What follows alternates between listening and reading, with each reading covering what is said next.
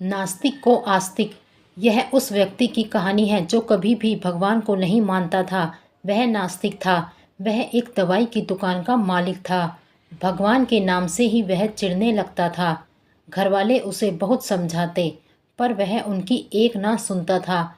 लेकिन अपना काम बहुत ही निष्ठा से करता था और अनुभव के कारण उसे अच्छी तरह पता था कि कौन सी दवाई कहाँ रखी है।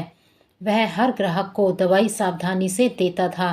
खाली वक्त मिलने पर वह अपने दोस्तों के साथ मिलकर लूडो या ताश खेलता रहता। एक दिन बहुत तेज बारिश और तेज हवा चल रही थी। तभी एक छोटा लड़का उसकी दुकान में दवाई का पर्चा लेकर आया। उसका पूरा शरीर भीगा था। उस लड़के ने दवाई का पर्चा बढ़ाते हुए कहा, बाबूजी मुझे ये दवाइयाँ चाहिए। मेरी माँ बहुत बीमार है, उनको बचा लीजिए। इस बीच लाइट भी चली गई। उस लड़के की पुकार सुनकर लूडो खेलते खेलते ही वह व्यक्ति ने दवाई के उस पर्चे को हाथ में लिया और दवाई लेने को उठा। लूडो के खेल मशगूल होने के कारण उस व्यक्ति ने अपने अनुभव से अंधेरे में ही दवाई की शीशी उस लड़के को दे दी। लड़का खुशी खुशी दवाई की शीशी लेकर चला गया। थोड़ी देर बाद लाइट आ गई। अब उसे मालूम पड़ा कि उसने जो लड़के को दवाई दी थी वह चूहे मारने वाली जहरीली दवा थी। अब उसका दिल ज़ोर ज़ोर से धड़कने लगा। उसकी 10 साल की नेकी पर मानो जैसे ग्रहण लग गया। उस लड़के के बारे में वह सोचकर तड़पने लगा। सोचा यदि वह दवाई उसने अपनी बीमार माँ को दी तो वह अवश्य मर जाएगी। एक पल वह अपनी इस भूल को कोसने लगा और लूडो खेलने की अपनी आदत को छोड़ने का निश्चय कर लिया।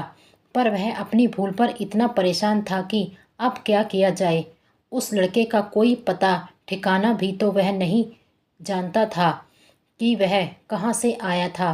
दुविधा और बेचैनी उसे घेरे हुए थी। उसकी आंखें भी भर आई थी। घबराहट में वह इधर उधर देखने लगा। पहली बार उसकी दृष्टि दीवार के एक कोने में पड़ी जहाँ उसके पिता ने जिद करके भगवान श्री कृष्ण की तस्वीर दुकान के उद्घाटन के वक्त लगाई थी और उनके पिताजी ने कहा था कि भगवान की भक्ति में बड़ी शक्ति होती है। वह हर जगह होते हैं और हमें सदैव अच्छे कार्य करने की प्रेरणा देते हैं। उस व्यक्ति को उनके पिता की सारी बात याद आने लगी। उस व्यक्ति ने पहली बार दुकान के कोने में रखी उस धूल भरे कृष्ण की तस्वीर को देखा और आंखें बंद कर दोनों हाथों को जोड़कर वहीं खड़ा हो गया और कहा, प्रभु मुझसे बहुत बड़ी गलती हो गई है। उसकी आंखों से अश्रु भी बह रहे थे कि थोड़ी देर बाद वह छोटा लड़का फिर दुकान में आया। उस व्यक्ति के पसीने छूटने लगे। वह व्यक्ति कुछ बोल भी नहीं पाया कि वह लड़का बोला, बाबूजी मेरी माँ को बचाने के लिए मैं दवाई की शीशी लिए भागे जा रहा था कि पानी में मेरा पाँव फिसल गया और दवाई की शीशी गिरकर टूट गई। क्या आप मुझे वही दवाई की दूसरी शीशी दे सकते हैं? अब उस व्यक्ति ने सांस लेते हुए कहा, लो यह दवाई।